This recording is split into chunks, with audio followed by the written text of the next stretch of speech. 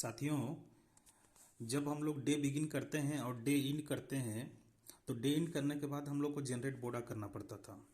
तो जनरेट बोडा जब नहीं होता था सेम डे में, तो क्या करते थे हम लोग जनरेट बोडा करने के लिए इसमें हम लोग जा करके सेटिंग में चले आते थे। किस में आते थे? सेटिंग में। ये सेटिंग में आ गए और सेटिंग में आने के बाद फिर हम लोग यहाँ देखते थे जनरल मैनेजमेंट, है ना। ये देखिए जनरल मैनेजमेंट में आते हैं और उसके बाद फिर डेट एंड टाइम में आते थे और फिर यहाँ पे टाइम को हम लोग या डेट को चेंज कर देते थे। यानी कि जो प्रीवियस डे का जिस दिन का जनरेशन बोडा नहीं हुआ उस डेट को हम लोग सेलेक्ट कर लेते थे और सेलेक्ट करने के बाद यहाँ डेट चेंज हो जाता था। जैसे आज 19 है, कल का अगर नहीं किए तो हम लोग 18 यहाँ कर लेते थे। लेकिन अब ये क्या कर दिया गया है, देखिए ये this section is disabled by MobiControl, contact your organisation administration to learn more. तो ये क्या हो गया, अब डिसेबल कर दिया है।